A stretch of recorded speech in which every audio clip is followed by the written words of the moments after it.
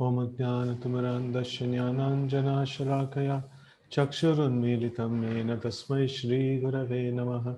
श्रीचैतन्यमनोभीष्टं स्थापितं येन भूतले स्वयं रूपा कदा मह्यं ददाति स्वपदान्तिकं।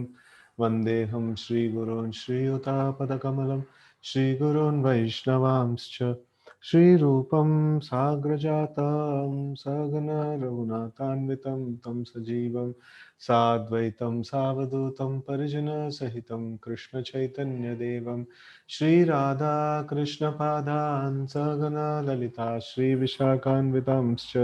हे कृष्ण करुणा सिन्धु दीनबन्धो जगत्पते गोपेश गोपिका कान्त राधा कान्त नमोस्तुते।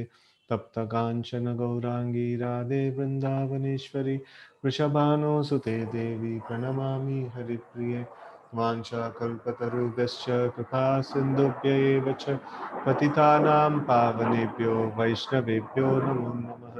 जय श्री कृष्ण चैतन्य प्रभु नित्यानंद श्री अद्वैत गदाधर श्रीवासादि गौर भक्तवृंद। हरे Krishna Krishna Krishna Hare Hare Hare Ram Ram Ram Hare Hare.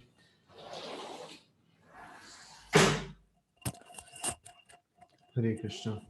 We'll continue from where we left. This is the last sloka of the 11th chapter, text 55.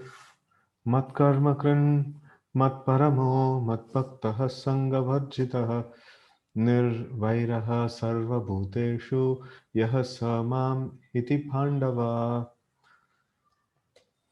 My dear Arjuna, he who engages in my pure devotional service, free from the contamination of fruitive activities and mental speculation, he who works for me, who makes me the supreme goal of his life, and who is friendly to every living being, he certainly comes to me.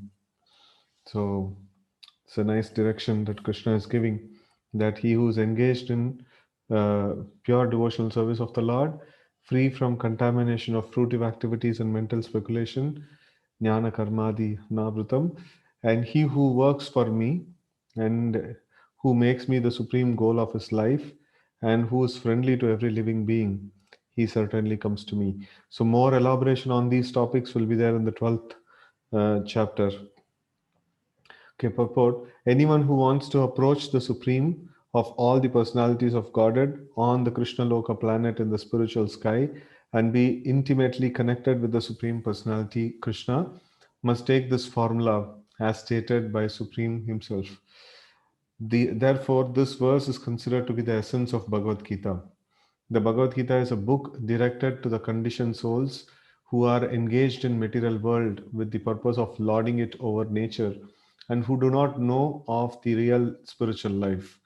The Bhagavad Gita is meant to show how one can understand this spiritual existence and his eternal relationship with the supreme spiritual personality and to teach one how to go back home, back to Godhead.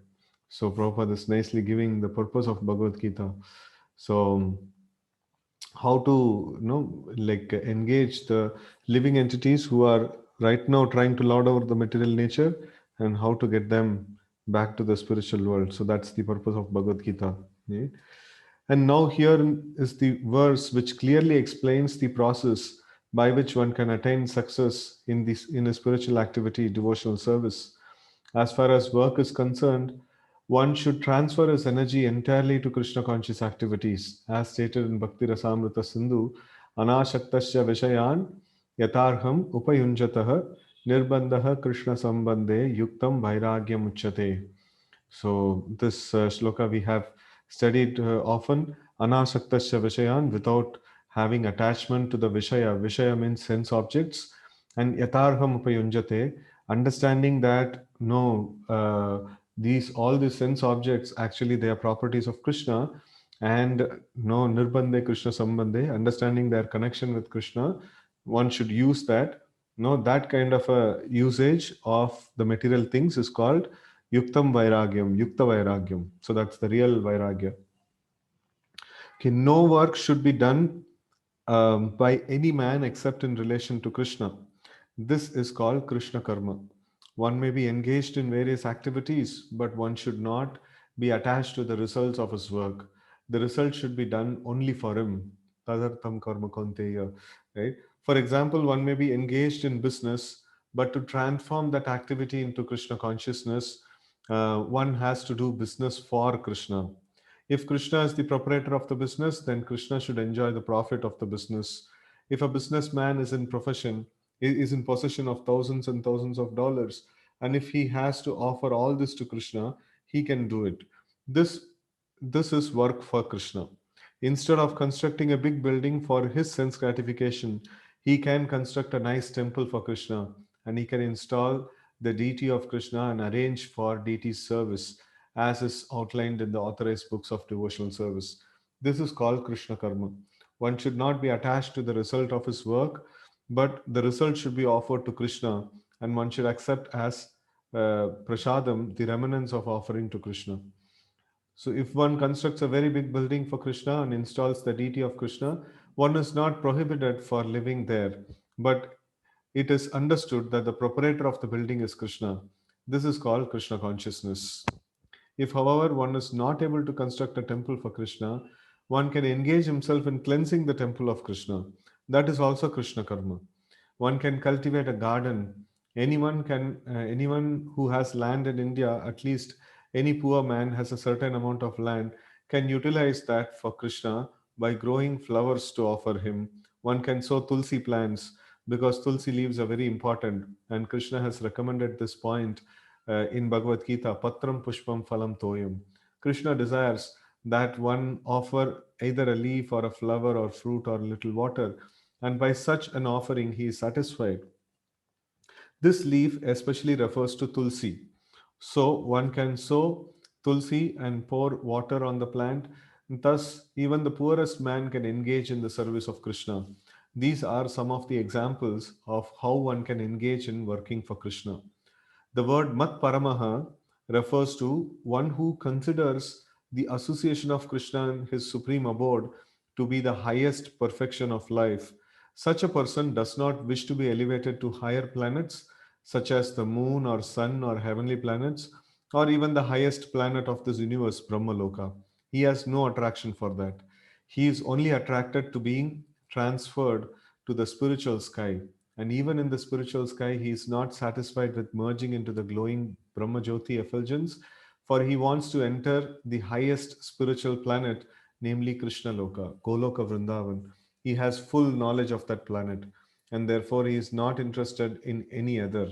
As indicated by the word Mad Bhaktaha, he fully engages in devotional service, specifically in the nine process of devotional engagement, that is hearing, chanting, remembering, worshipping, serving the lotus feet of the Lord, offering prayers, carrying out the orders of the Lord, making friends with him, and surrendering everything to him. One can engage in all nine devotional processes, or eight, or seven, or at least in one, and that will surely make one perfect. Right?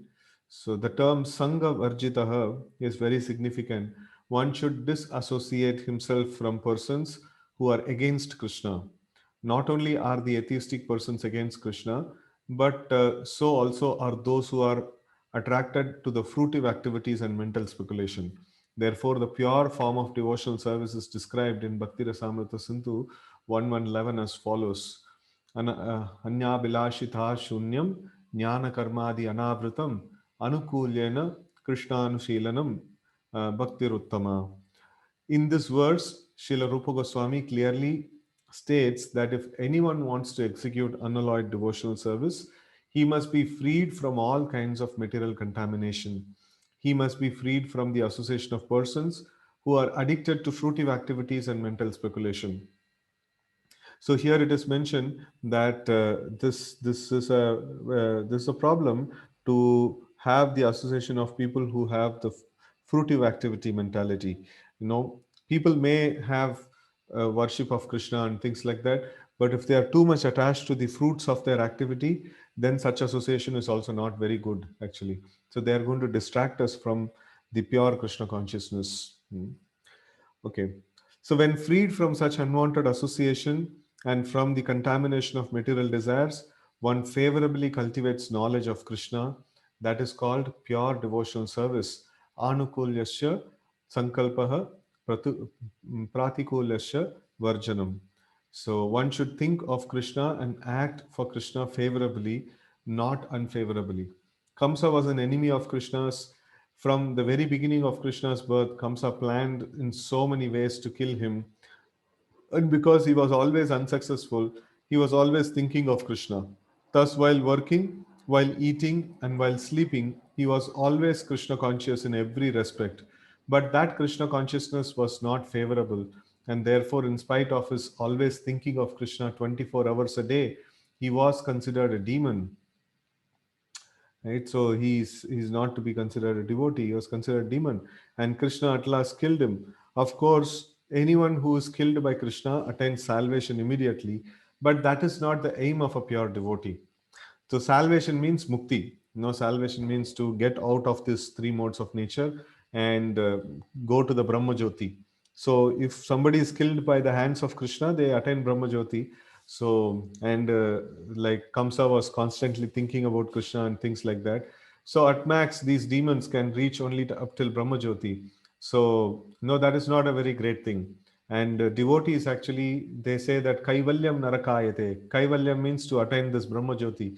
So that is like Kaivalyam Narakayate, Tridashapur Akasha Pushpayate, Durdantendriya Kala Sarpa Patale, Podkhatadam Strayate, Vishwam Purna Sukayate, Vidhi Mahendradishcha, Kitayate.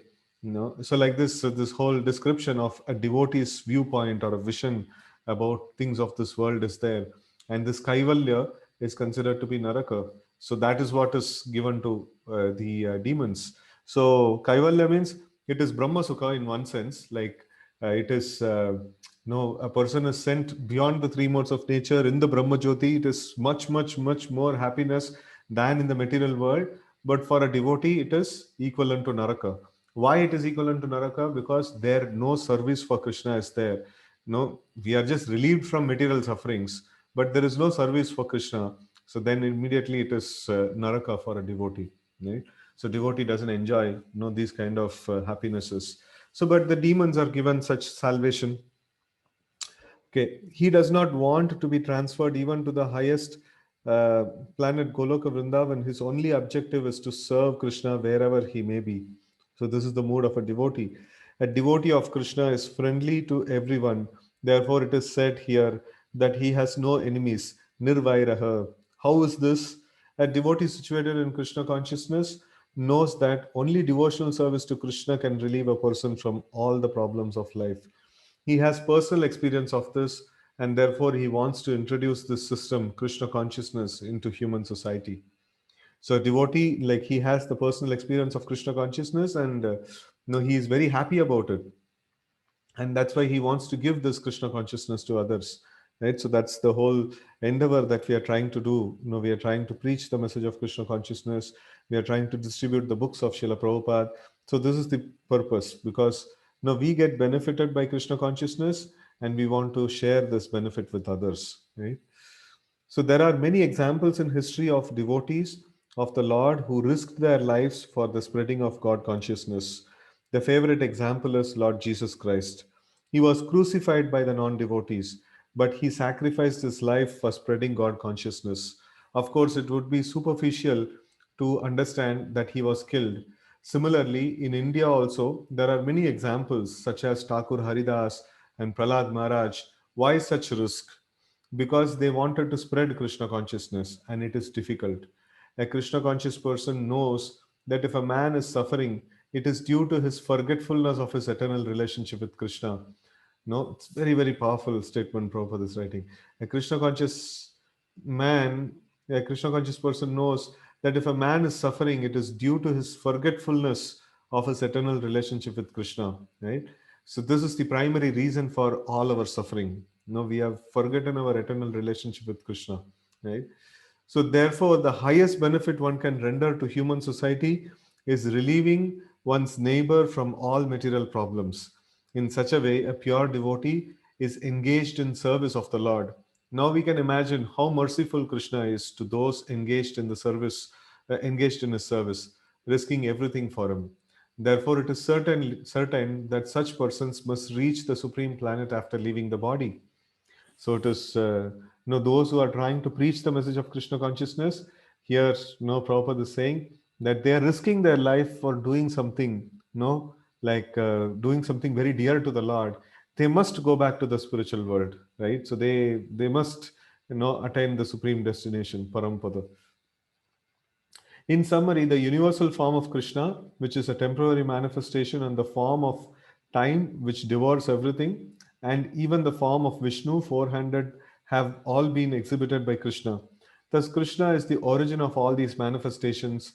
It is not that Krishna is a manifestation of the original Vishwarupa or Vishnu. Krishna is the origin of all forms. There are hundreds and thousands of Vishnus, but for a devotee, no form of Krishna is important, but the original form, the two-handed Shama Sundara. In Brahma Samhita, it is stated that those who are attached to the Shama Sundara form of Krishna in love and devotion can see him always within the heart and cannot see anything else. Right? So this is Premanjana Churita Bhakti Vilochanena Santa Sadaiva Sadaiva, no Santa Sadaiva Hridayeshu Vilokayanti, right? So a person who has love for God, he can sadaiva, he can always see the Lord in the heart, in the form of Yam Shama Sundaram.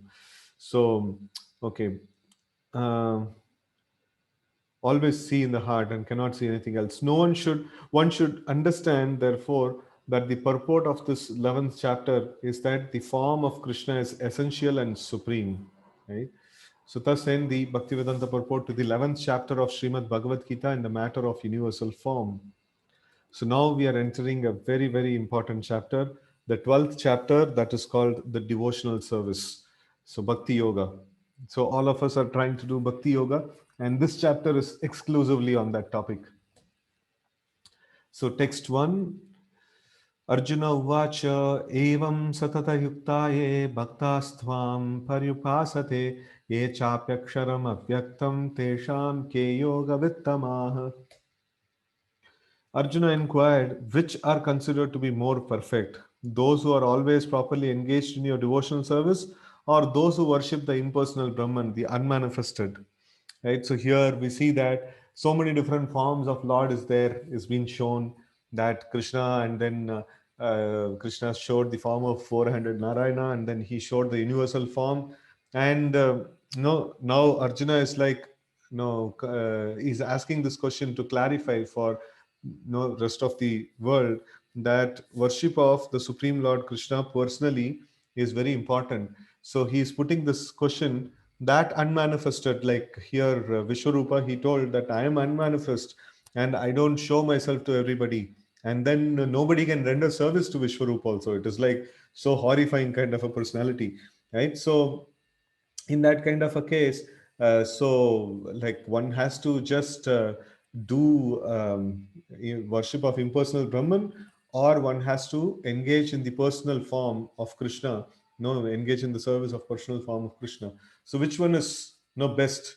Arjuna is asking, right? So Mayavad or impersonalism is best, or the Bhakti Yoga or devotional service is best? So answer to this question, Krishna will give the whole Bhakti Yoga, right? So first he will actually put the this one, put a little bit of critic on the impersonalism, and then he will start worship. He'll start no elaborately discussing about Bhakti Yoga.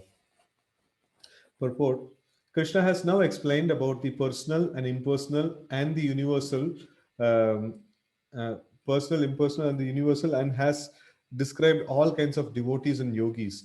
Generally, the transcendentalists can be divided into two classes. One is impersonalist, and other is the personalist. The personalist devotees engage himself with all energy in the service of the Lord. The impersonalist also engage himself not directly in the service of Krishna, but in meditation on the impersonal Brahman, the unmanifested. We find in this chapter that of the different processes of realization of the absolute truth, Bhakti Yoga, devotional service, is the highest.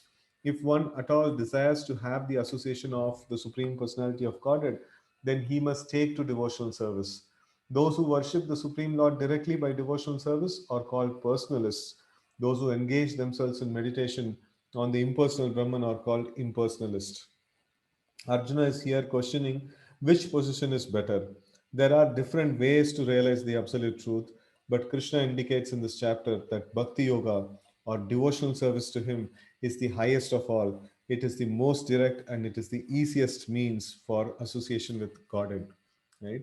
So here is nicely it is mentioned that how this Bhakti Yoga, no, it's Krishna is going to give a comparison between two and also like establish that Bhakti Yoga is the easiest and the topmost of all. In the second chapter of Bhagavad Gita, the Supreme Lord explained that a living entity is not the material body, he is a spiritual spark, and the absolute truth is the spiritual whole. No, we are spark, we are part, and then the Lord is whole, right? Lord is the entire, this one, entire substance. In the seventh chapter, he spoke of the living entity as being part and parcel of the supreme whole and recommended that he transfer his attention fully to the whole. Then again in the eighth chapter, it was said that anyone who thinks of Krishna at the time of quitting his body is at once transferred to the spiritual sky, to the abode of Krishna. And at the end of sixth chapter, the Lord clearly said that of all yogis, one who always thinks of Krishna within himself is considered the most perfect. So in practically every chapter, the conclusion has been that one should be attached to the personal form of Krishna, for that is the highest spiritual realization. So here, Prabhupada nicely puts this thing that Krishna consciousness is the ultimate, or Bhakti Yoga is the ultimate, and this is mentioned not just in the middle six chapters, no, which is primarily Bhakti Yoga, or in the 12th chapter, which is Bhakti Yoga, which is specifically on the topic of Bhakti Yoga. So, but it has been explained in every single chapter. No, the conclusion of the chapter comes in Bhakti Yoga only, right? So that's some nice extract of Gita. So sometimes, people say like Srila Prabhupada's Gita, he has overemphasized Bhakti Yoga and he didn't explain properly the other yogas and things like that. But here Prabhupada justifies. Krishna also does the same thing. Krishna is also like, he's in the Karma Yoga chapters, Jnana Yoga chapters, everywhere. Krishna is also like giving the conclusion of Bhakti Yoga towards the end of the chapter. Then what's the problem if the Acharya writes the commentary of every sloka, he gives a Bhakti Yoga related purport? So that's perfectly okay. He's walking in the footsteps of Krishna, right? So Krishna is also giving every chapter conclusion is Bhakti Yoga, right? So that way, it's nicely Prabhupada is extracting this one. Second chapter, Krishna is telling the living entity is not the material body and spiritual spark, and the God is the supreme whole, and we are the part and parcel. And in the seventh chapter again, we being part and parcel of the Lord has been mentioned, and we have to transfer our attention fully to Krishna. That is also mentioned in seventh chapter. And eighth chapter, it is mentioned that anyone who concentrates on the form of Krishna at the time of quitting the body, he is transferred to spiritual sky. And in the sixth chapter, which is Dhyana Yoga, which is about meditation, so which also says that anyone who, the best of all the yogis is one who is fully Krishna conscious, right? So in this way, like everywhere, the conclusion is Krishna consciousness or Bhakti Yoga. That's what is primary conclusion that comes out in every single chapter of Bhagavad Gita. Okay. Nevertheless, there are those who are not attached to the personal form of Krishna. They are also firmly detached. That Even in the preparation of commentaries to Bhagavad Gita, they want to distract other people from Krishna and transfer all devotion to impersonal Brahma Jyoti. They prefer to meditate on the impersonal form of the Absolute Truth, which is beyond the reach of senses and is not manifest. And so, factually, there are two classes of transcendentalists. Now, Arjuna is trying to settle the question process is of which process is easier and which of the classes is most perfect. So Bhakti Yoga is easy, or no, impersonalism is easy. So he's asking that. That is one portion. Another portion is, no, Bhakti Yoga gives better result, or no, impersonalism gives better results.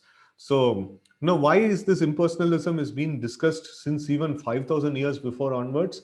The thing is, if we keep a nice fruit, or no, for example, an apple, so naturally it will get decayed, right? So in the same way, if you the actual philosophy is the personalism or personal service to Krishna, And if you add materialism to it, then it will tend towards impersonalism. So impersonalism is the no decayed form of philosophy of the Vaishnavism, right? So in that way, like we see that. So this 99% whatever religious institutions we may come across. So anybody may look like offering some worship to God and things like that. If you dig a little deeper into it, there will be Mayavad, there will be impersonalism, right? So only strict Vaishnava principles, strict Vaishnava paramparas, we can actually call them as personalists. And otherwise, there must be some contamination somewhere. No, it will definitely be there, and it will tend towards impersonalism, right? So that's the vikara, that's the variation, or that's the degradation of the philosophy. It will generally tend towards the impersonalism, right? So the most of the spiritual organizations in general would be impersonalists. Okay, so now we will see. Uh, so there are two kinds of transcendentalists. Now Arjuna is trying to settle the question of which process is easier and which of the classes is most perfect. In other words, he is clarifying his own position because he is attached to the personal form of Krishna. He is not attached to the impersonal Brahman. He wants to know whether his position is secure. The impersonal manifestation, either in this material world or in the spiritual world of the Supreme Lord, is a problem for meditation. Actually, one cannot perfectly conceive of impersonal feature of the absolute truth. Therefore, Arjuna wants to say, what is the use of such a waste of time?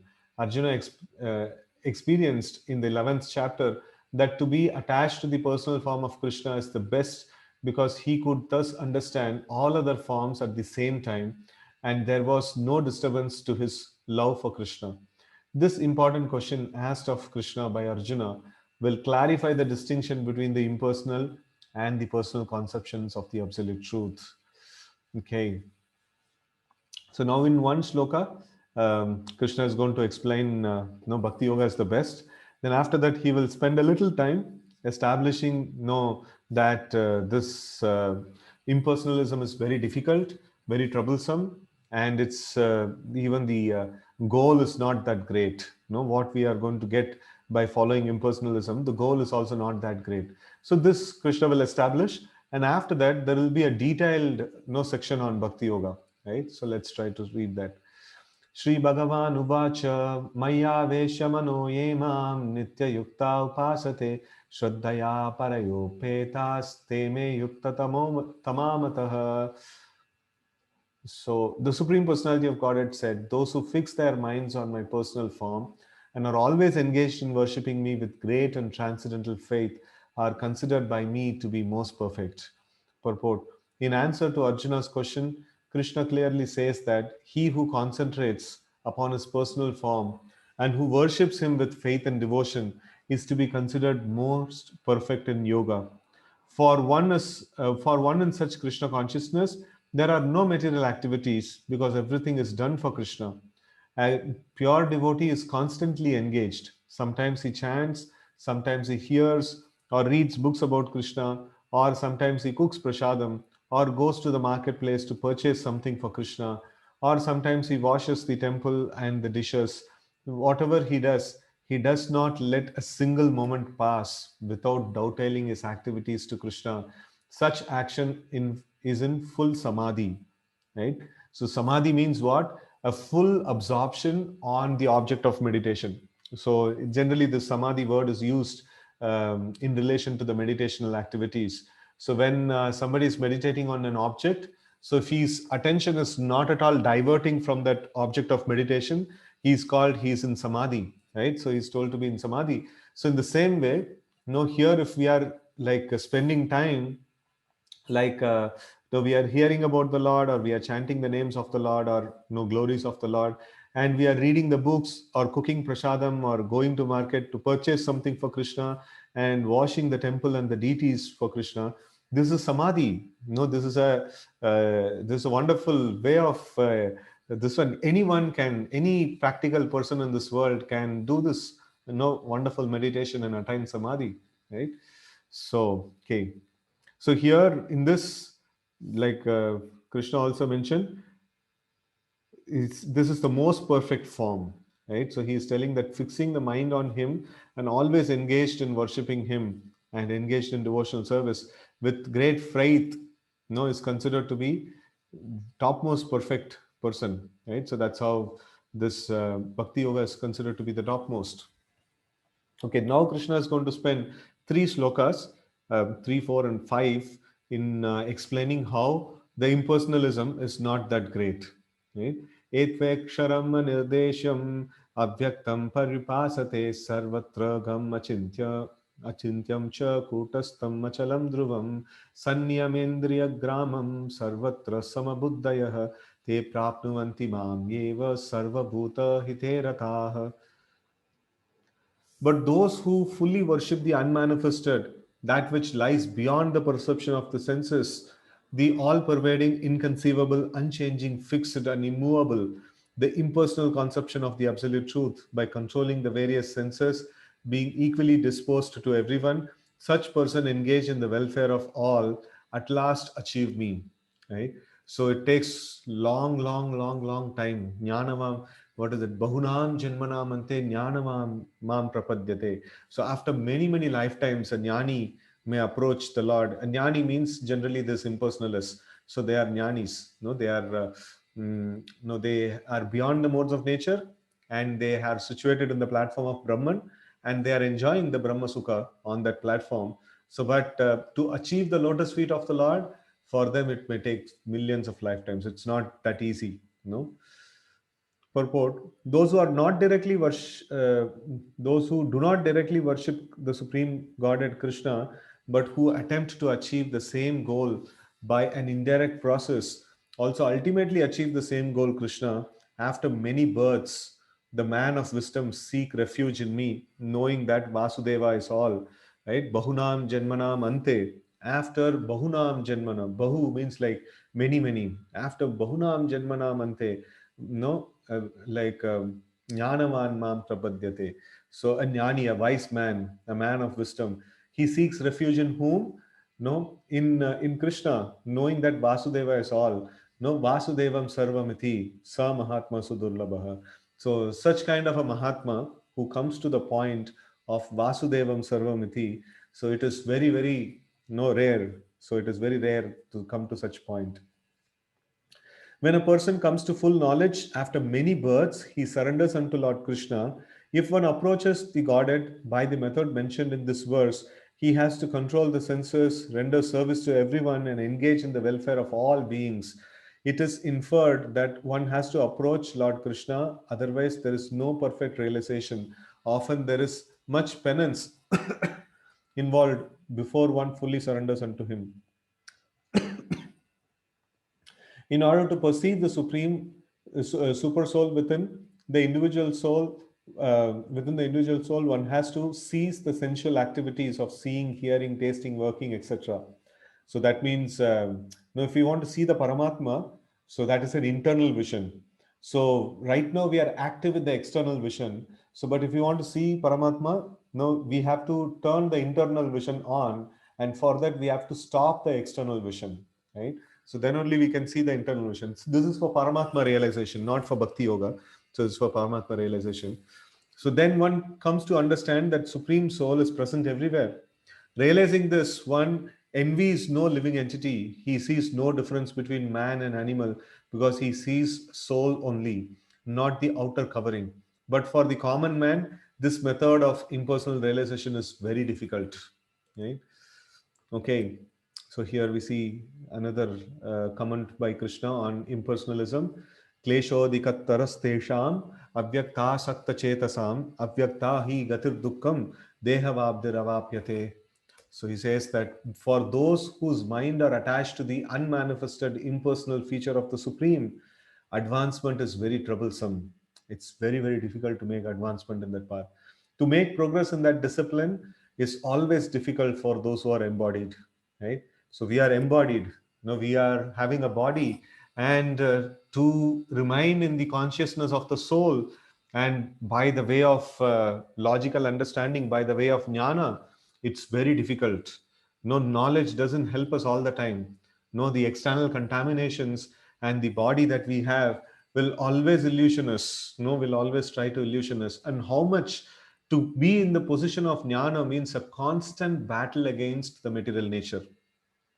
That means I want to keep myself in the transcendental position by the strength of my knowledge, by the strength of my purity and austerity, right? So that's very, very difficult. So rather than this option, a devotee should take the option of Mam evaye prapadyante maya metam tarantite. Krishna says, you take shelter of me, I handle Maya, right? So here Jnani is like he is handling Maya himself, and then he is trying to remain in a transcendental position. It's very, very difficult. It's a great tug of war. No, and anytime a Jnani may actually fall, no, because he's facing a very strong opponent, and he may be successful for some time, but it's quite difficult, not to keep on the pressure, no, and controlling the material nature, and staying like above the material nature by one's own strength. It's very troublesome, very difficult, right? So but if we take shelter of Krishna, Krishna will handle it very easily, because no, what is that? Daivihi esha gunamayi mama maya duratyaya mameve prapadyante maya metam tarantite. So this is Krishna's energy, and Krishna can very easily control, right? So it's like if you have very strong dogs that are there in some house, and then you enter into the house, and if you have to control the dogs by your strength, the moment you give a little inattention, the dog may bite you. But if the master comes and says, hey, no, like you just the moment the master comes, immediately the dog will get into control. So in the same way, no, Krishna is the master of material nature, and if we go and try to control the material nature, it's very, very difficult. It's somewhat the impersonalists are able to do, but at when like they will show their inattention, and when they will be devoured by the this one aruhya kachena param padam tata patanti other, when they will fall from this transcendental position, no guarantee. No, it's very, very difficult for them to keep up. It's a tough battle, tough fight. Okay, purport. The group of transcendentalists who follow the path of the inconceivable, unmanifested, impersonal feature of the Supreme God are called Jnana Yogis, and persons who are in full Krishna consciousness engaged in devotional service to the Lord are called Bhakti Yogis. Right? So Jnana Yogi means the impersonalists, and Bhakti Yogi means the Vaishnavas. Now, here the difference between Jnana Yoga and Bhakti Yoga is definitely expressed. The process of Jnana Yoga, although ultimately bringing one to the same goal, is very troublesome. Hmm.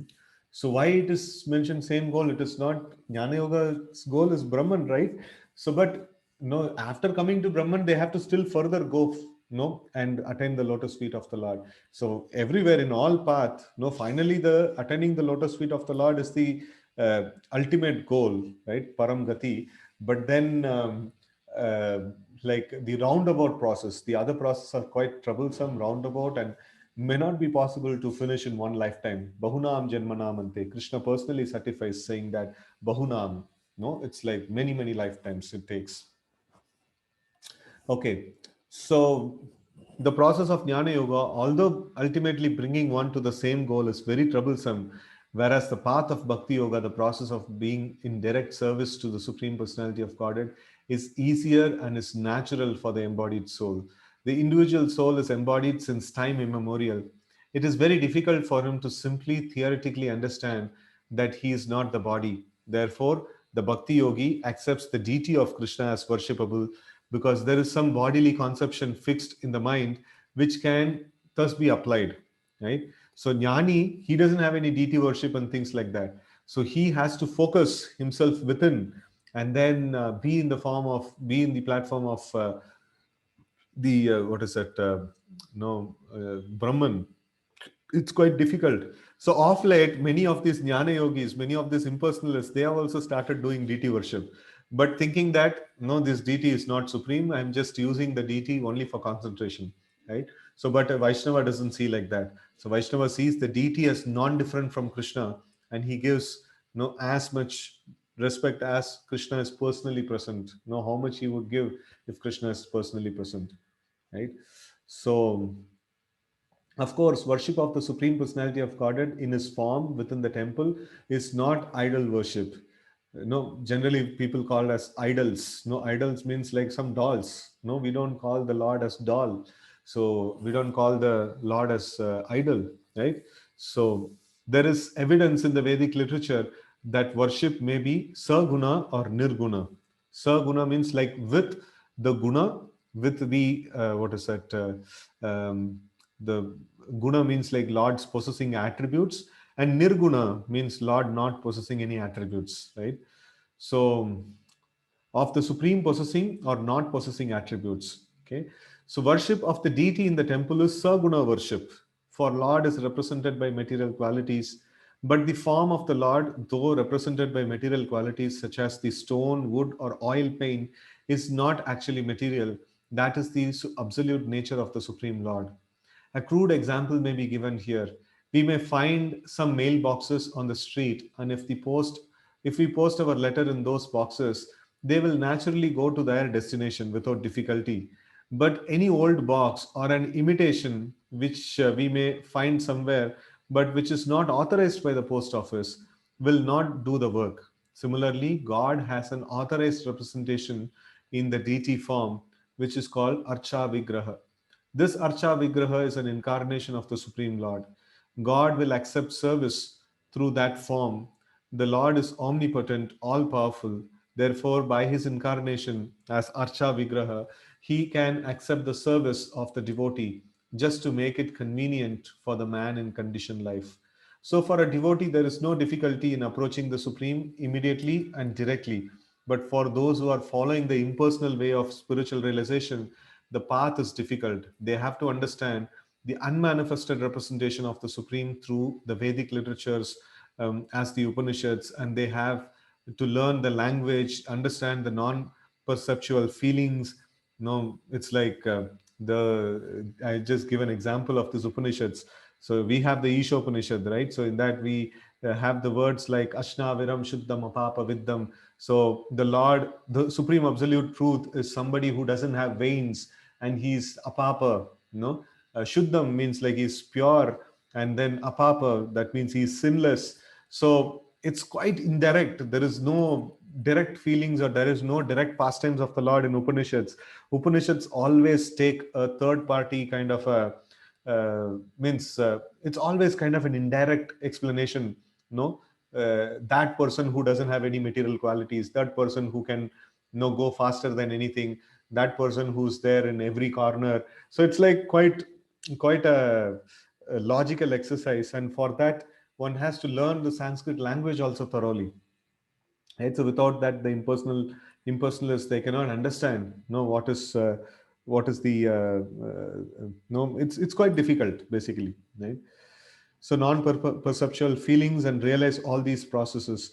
This is not very easy for a common man. A person in Krishna consciousness, engaged in devotional service, simply by the guidance of a bona fide spiritual master, simply by offering regulative obeisances unto the deity, simply by hearing the glories of the Lord, and simply by eating the remnants of foodstuffs offered to the Lord, um, realizes the Supreme Personality of Godhead very easily.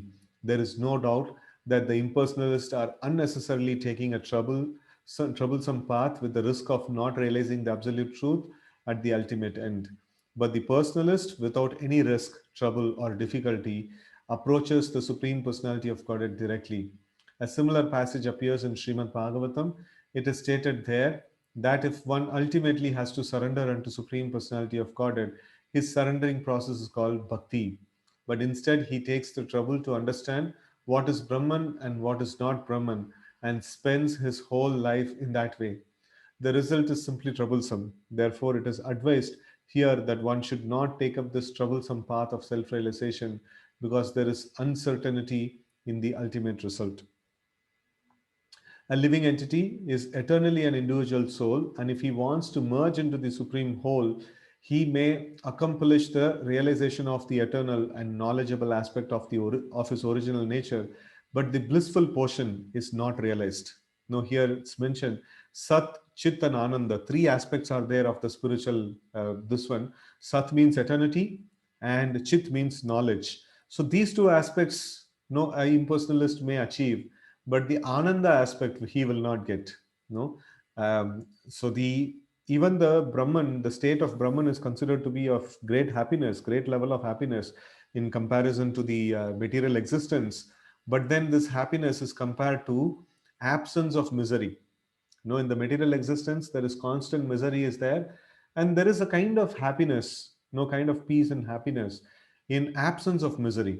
So that's what these people get. They don't get the real ananda, which is the service to the Supreme Lord. Okay, by the grace of some devotee, such transcendentalist, highly learned in the process of jnana yoga, may come to the point of bhakti yoga or devotional service. At that time, long practice in impersonalism also becomes a source of trouble because he cannot give up the idea, right? So this is the thing. Like, after a prolonged practice of impersonalism, if they come to the point of bhakti yoga, their prolonged practice of impersonalism, they have always been thinking that God is not having form, God is light, and things like that. And now to put faith on the personal form becomes very, very difficult because of the prolonged impersonal idea which they maintained, right? So, therefore, an embodied soul is always in difficulty um, with the unmanifest, both at the time of practice and at the time of realization. Every living soul is partially independent, and one should know for certain that this unmanifested realization is against the nature of a spiritual blissful self. One should not take up this process. For every individual living entity, the process of Krishna consciousness, which entails full engagement in devotional service, is the best way. If one wants to ignore this devotional service, there is the danger of turning to atheism. Thus, the process of centering attention on the unmanifested, the inconceivable, which is beyond the approach of the senses, as already explained in this verse, should never be encouraged at any time, especially in this age. It is not advised by Lord Krishna. Very, very long purport.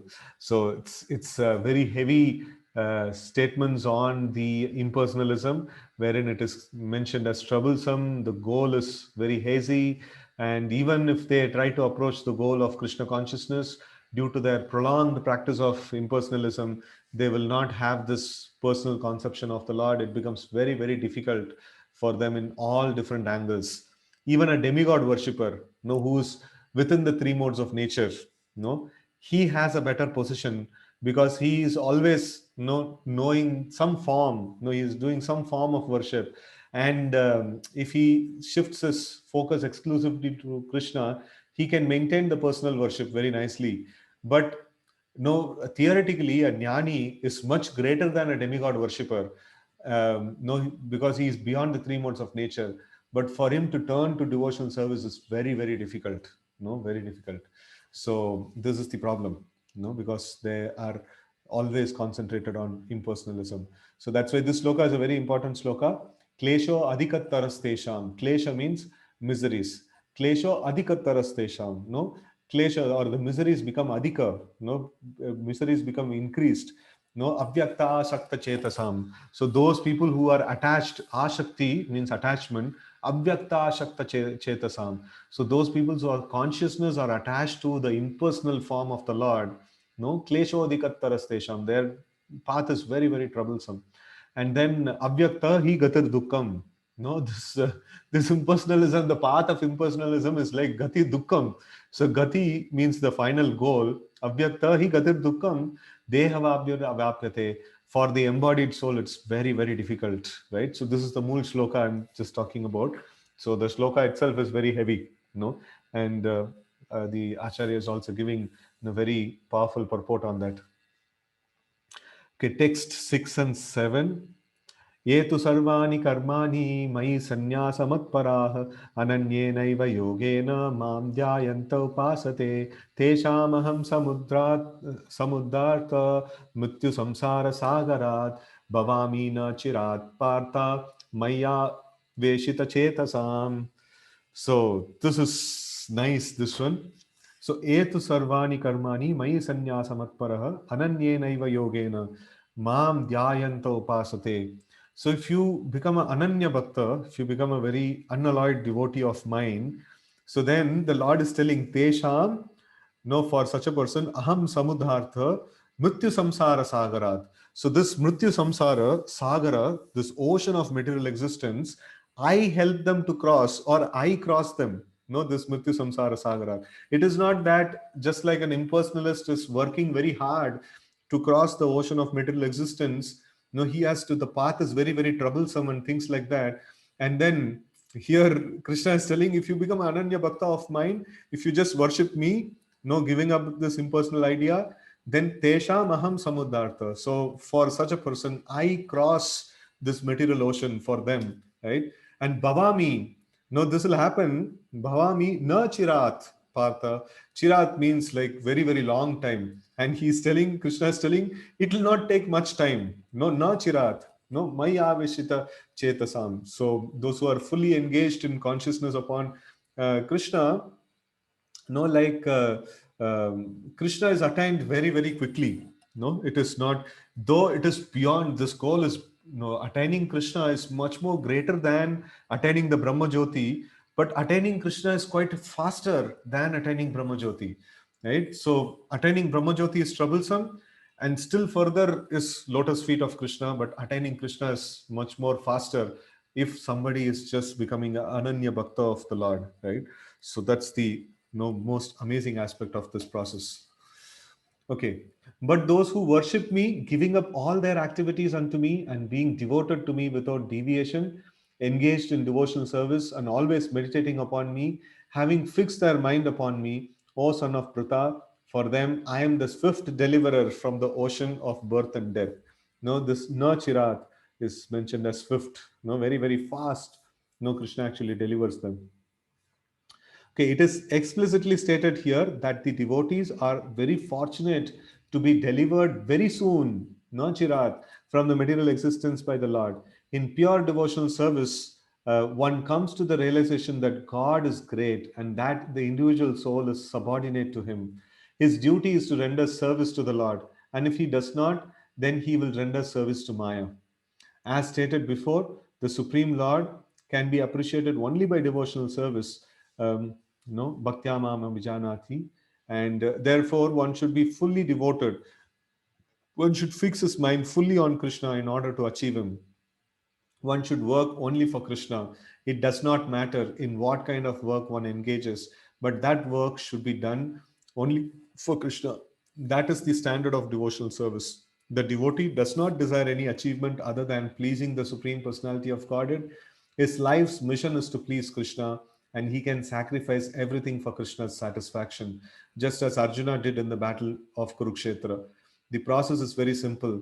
One can devote himself in his occupation and engage at the same time in chanting Hare Krishna, Krishna Krishna, Hare Hare, Hare Rama, Rama Rama, Hare Hare.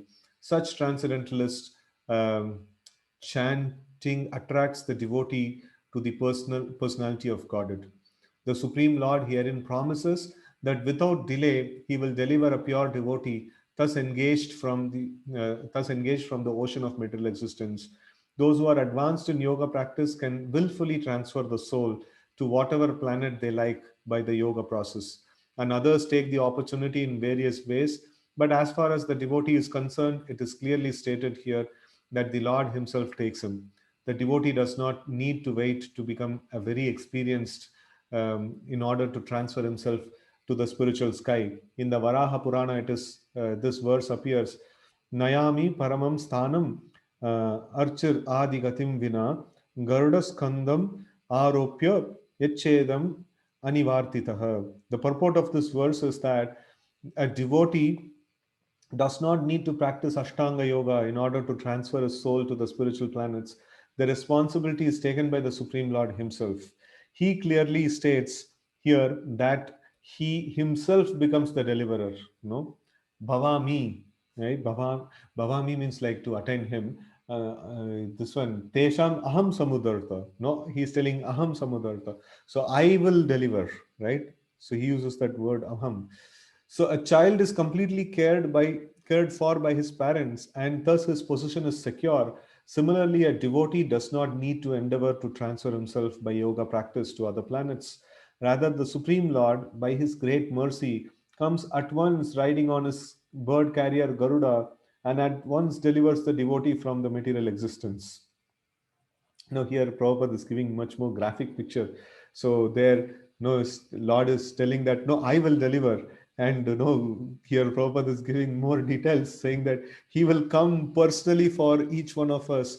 No, flying on his bird carrier Garuda, and He will come and save us.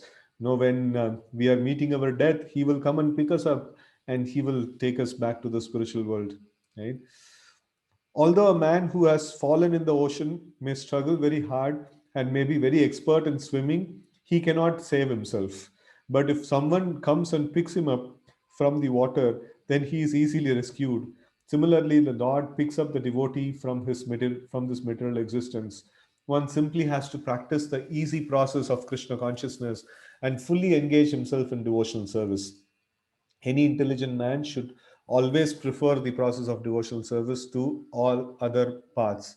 In the Narayaniya, this is confirmed as follows: Yavai sadhana sampattihi purushartha chatushtaya tatu chatushtaye taya vina tadapnoti naro narayanashrayah.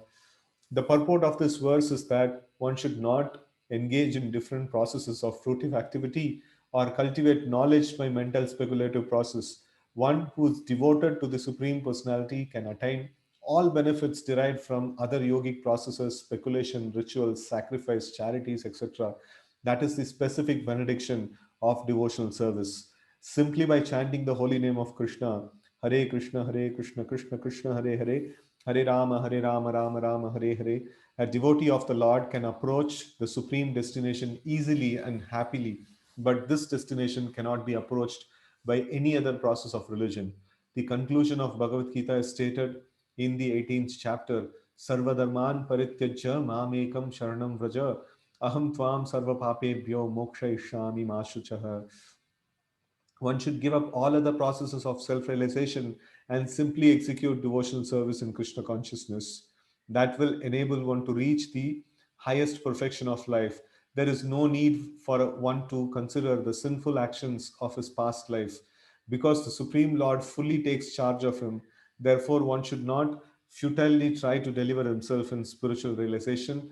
Let everyone take shelter of the Supreme Omnipotent Godhead Krishna. That is the highest perfection of life. So what a way to end the purport, no? Really amazing purport Prabhupada gives.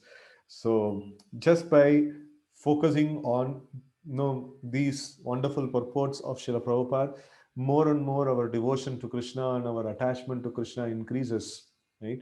So we become more confident of this process of devotional service. Very, very powerful process of devotional service, right? So now with this, we will stop our session here, and we will most probably we will finish the 12th chapter tomorrow. So further the chapters may go a little more faster. So in this um, in the Feb month, no, mostly like we will finish the Bhagavad Gita, then we will start the Bhagavatam again, right? Okay. So Srila Prabhupada ki jai, Srimad Bhagavad Gita ki jai, Gaur Bhakta Vrinda ki jai, Hare Krishna.